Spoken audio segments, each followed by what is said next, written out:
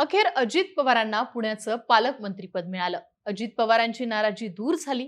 मागच्या 4 ते 5 दिवसांपासून अजित पवारांच्या नाराजीचा सूर पुन्हा जोर खात होता. आता पालकमंत्रीपदाचं वाटप झाल्यानं अजित पवारांनी मैदान मारलंय अशा चर्चा चालू आहेत. विशेषतः ज्या पुण्यावरती अजित पवारांचा डोळा होता ते पुणे अजित पवारांना मिळालं. म्हणजे अजित पवारांना सत्तेत योग्य स्थान मिळालं का?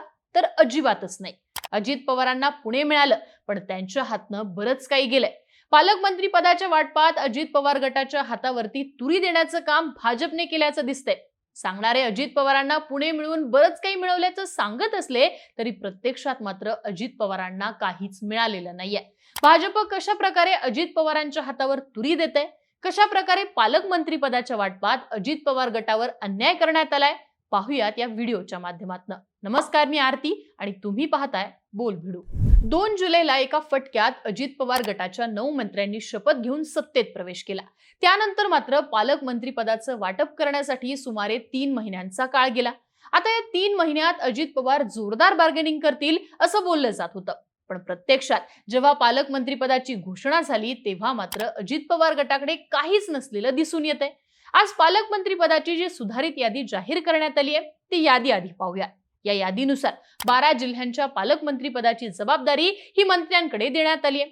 पुणे अजित पवारांकडे, अकोला राधाकृष्ण विखे पाटलांकडे, सोलापूर आणि अमरावती चंद्रकांत पाटलांकडे, भंडारा विजयकुमार गावितांकडे, बुलढाणा वळसे पाटलांकडे, तर कोल्हापूर मुश्रीफांकडे, गोंदिया धर्मराव बाबा अत्राम, बीड धनंजय मुंडे, परभणी संजय बनसोडे आणि नंदुरबार अनिल पाटील, वर्धा पालकमंत्री म्हणून सुधीर मुनगंटीवार यांच्या नावाची या यादीतनं घोषणा करण्यात आली आहे. खरं तर राष्ट्रवादीच्या एकूण 9 मंत्र्यांनी शपथ घेतली होती, पण आजच्या पालकमंत्री पदाच्या यादीमध्ये फक्त 7 जणांकडे जबाबदारी देण्यात आली आहे. अदिती तटकरे आणि छगन भुजबळ या दोन्ही नेत्यांकडे कोणत्याही जिल्ह्याच्या पालकमंत्री पदाची जबाबदारी देण्यात आलेली नाहीये. तटकरे रायगडसाठी आणि भुजबळ हे नाशिकसाठी आग्रही असणार हे तर जगजाहीरच आहे. रायगडचं पालकमंत्रीपद शिवसेनेच्या उदय सामंतांकडे, तर नाशिकचं पालकमंत्रीपद शिवसेनेच्या दादा भुसेंकडे. थोडक्यात शिंदे गटाने कोणतीही तडजोड पालकमंत्री पदाच्या बाबतीत केलेली दिसत नाहीये. अजित पवारांना तटकरे आणि भुजबळ या आपल्या मातब्बर नेत्यांना थांबवावं लागले. आता पुढचा मुद्दा येतो तो प्रत्यक्षात अजित पवारांना कुणाचा कोटा मिळाला? तर अजित पवार गटाकडे आज एकूण 7 जिल्ह्यांचं पालकमंत्रीपद देण्यात आलंय. शिंदे फडणवीस सरकारमध्ये 21 जिल्ह्यांचं पालकमंत्रीपद भाजपकडे, तर 15 जिल्ह्यांचं पालकमंत्रीपद शिंदे गटाकडे होतं.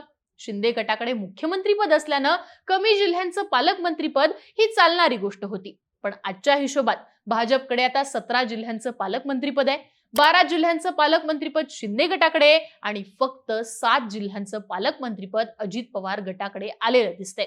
पालकमंत्रीपदाचा हा वाटा 17, 12, 7 असा झालाय. जवळपास शिंदे गटापेक्षा निम्म्या जिल्ह्यांचं पालकमंत्रीपद अजित पवार गटाच्या वाट्याला आलेलं दिसतंय. आता त्यातही अजित पवार गटासाठी कोणी किती वाटा सोडलाय हे पाहणं देखील गरजेचं आहे. पुण्याची जबाबदारी होती भाजपच्या चंद्रकांत पाटलांकडे, तिथे आले अजित पवार.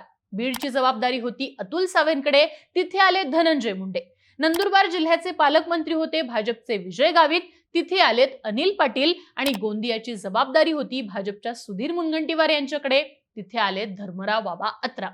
भाजपने आपल्या 4 जिल्ह्यांवरती पाणी सोडलंय, पण हे करताना उपमुख्यमंत्री देवेंद्र फडणवीस यांनी मात्र बॅलन्स साधलेला दिसतो. म्हणजे पुण्यावरनं भाजपच्या चंद्रकांत पाटलांनी नाराज होऊ नये म्हणून त्यांच्याकडे सोलापूरसह अमरावतीची जबाबदारी सुद्धा देण्यात आली आहे. अमरावतीचे पूर्वीचे पालकमंत्री होते देवेंद्र फडणवीस. यामध्ये सुधीर मुनगंटीवार यांच्याकडून गोंदिया गेलं असलं तरी त्यांच्याकडे एक्स्ट्रा मध्ये वर्धा देण्यात आलंय, जे पूर्वी फडणवीसांकडे होतं. नंदुरबार विजय गावितांकडून गेलं असलं तरी त्यांच्याकडे भंडारा देण्यात आले, त्याची जबाबदारी सुद्धा फडणवीसांकडे होती. अतुल सावेंकडून बीड गेलं असलं तरी त्यांच्याकडे पूर्वी बीड आणि जालना असे 2 जिल्हे पालकमंत्री म्हणून होते. थोडक्यात फडणवीसांनी आपल्या मंत्र्यांकडून जिल्हे काढून घेतले असले तरी त्यांना इतर जिल्हे देऊन त्यांचं समाधान केलेलं दिसतं. आता हे करत असताना देवेंद्र फडणवीसांनी पुन्हा एकदा आपल्या स्वतःच्या कोट्यातली पालकमंत्रीपद देऊनच त्याग केलेला दिसून येतोय. पण दुसरीकडे शिंदे गटाबाबत बोलायचं झालं तर अजित पवारांसाठी शिंदे गटाने फक्त 3 जिल्ह्यांचंच पालकमंत्रीपद सोडलेलं दिसतंय. त्यातही बुलढाणा, परभणी आणि कोल्हापूर असे ते 3 जिल्हे आहेत. बुलढाण्यासह जळगावची जबाबदारी ही गुलाबराव पाटलांकडे होती. त्यामुळे शिंदे गटाला जरी बुलढाणा गेलं तरी विशेष फटका बसला असं म्हणता येणार नाही. परभणीची अगोदरची जबाबदारी तानाजी सावंतांकडे होती. आता सावंतांकडे सुद्धा धाराशिव हे होम ग्राउंड कायम आहे, त्यामुळे तिथं देखील शिंदे गटाला फटका बसलेला नाहीये. केसरकरांकडे कोल्हापूर आणि मुंबई शहर होतं. केसरकरांकडून कोल्हापूर गेलं तरी देखील मुंबई शहर कायम आहे. थोडक्यात शिंदे गट अजित पवारांसाठी एक इंचही मागे सरकलेला दिसून येत नाही.